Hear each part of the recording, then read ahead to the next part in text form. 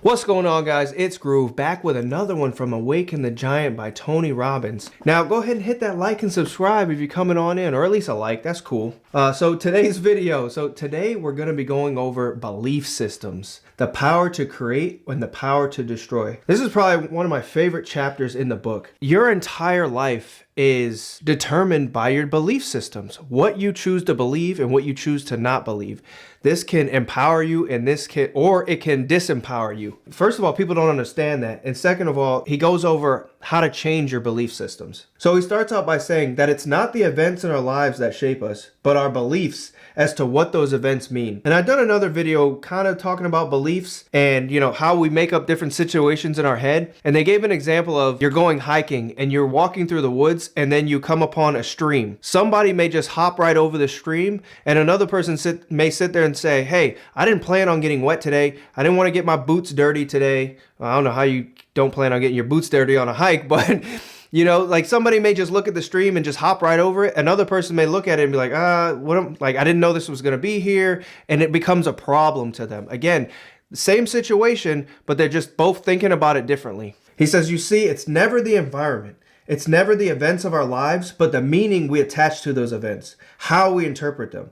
That's who shapes who we are today and who we'll become tomorrow. Beliefs are what make the difference between a lifetime of joyous contributions or one of misery and devastation. Most of our beliefs are generalizations about our past, based on interpretations of painful or pleasurable experiences. Often our beliefs are based on misinterpretations of past experiences. We begin to treat our beliefs as though they're realities, as if they're gospel. You need to remember that human beings are not random creatures. All of our actions are the results of our beliefs. That's a big one. That's one a lot of people may not even want to realize or to understand. Human beings are not random creatures.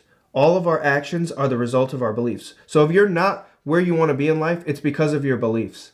It's because you believe you can't do something. You believe you can't be successful. You believe you can't get to that next level in life. And they'll just blame other people or they'll blame their environment. If you want to create long-term and consistent changes in your behaviors, you must change your beliefs that are holding you back.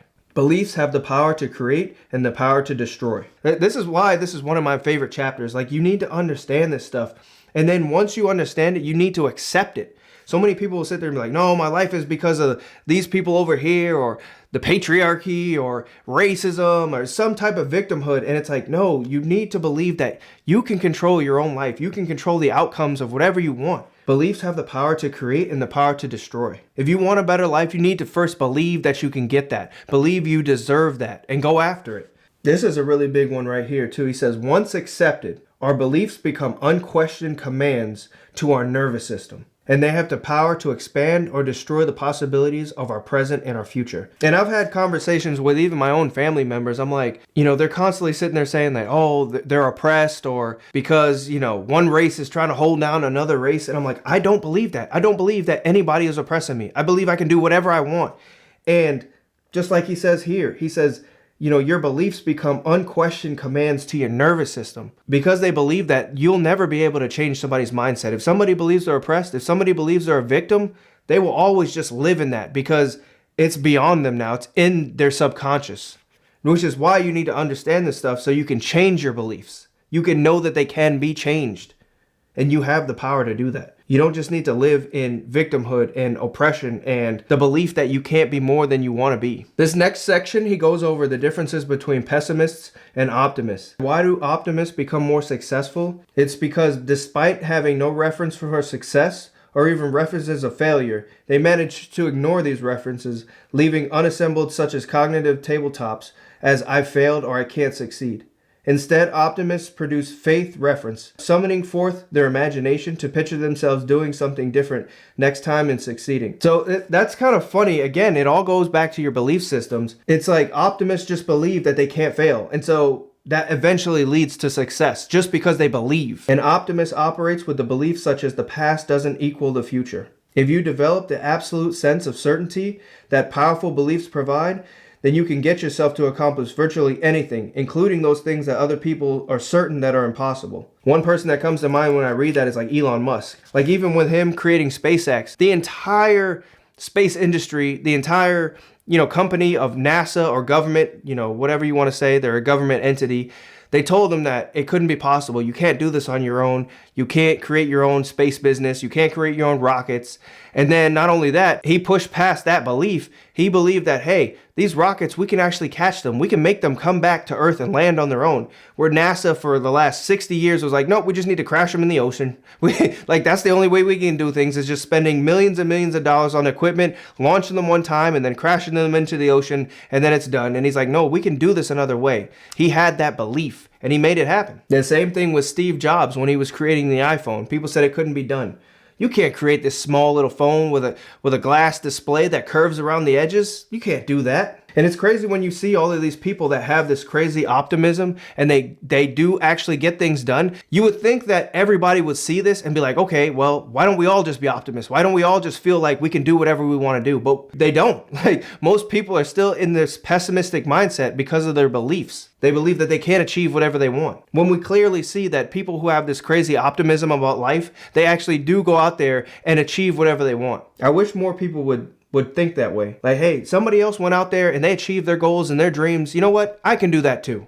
But they don't. He says the solution to this, so if you are a pessimist, he says the solution is to take control of your own life. Is to realize that you can take control of it. Take responsibility for your own life. And then you can begin to take action in the direction that you want to go to. As you do this, some of these limiting beliefs will disappear. And that's a big one too. Again, because nobody ever talks about taking responsibility. If you take responsibility for everything that happens to you in this life, then you can go on and do better things. Because you'll be like, well, if this bad stuff happened to me, it's because I made the decisions or I didn't make a decision. And so now that you know this, you can take responsibility and take better actions in your life. Don't just let life happen to you. This is a good one. He says, often the best thing you can do to create mastery in any area of your life is to raise your belief to the level of conviction. Conviction has the power to drive you to action, to push you through all types of obstacles. And how do you create this conviction? You start with basic beliefs. You reinforce your beliefs by adding new and more powerful references. For example, let's say you've never decided to eat meat. You've decided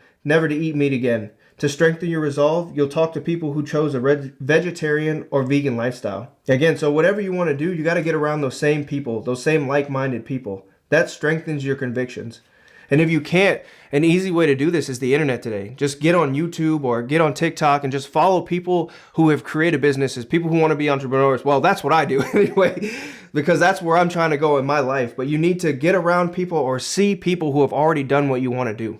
Finally, take action. Each action you take strengthens your commitment and raises your level of emotional intensity and your conviction. We are what we think. All that we are arises with our thoughts. And with our thoughts, we make our world. We must all realize that our beliefs may change as we gather additional references. But what really matters now is whether the beliefs you have today empower or disempower you. Begin today to develop the habit of focusing on the consequences of all your beliefs. Not your habits, but your beliefs. Are they strengthening your foundation by moving you to action in the direction you desire, or are they holding you back? That's a big one. Like, ask yourself questions like, are the beliefs that you have, are they holding you back, or are they empowering you?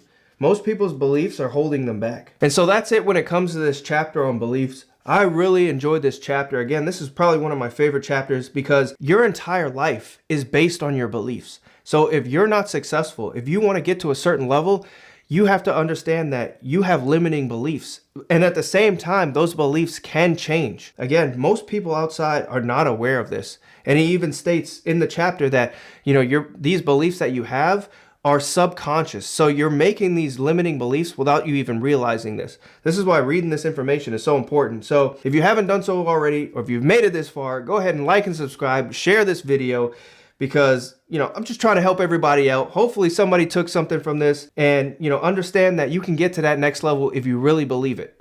And so with that, go ahead and hit that like and subscribe. I'll say it again, and I'll catch you guys in that next one. Peace.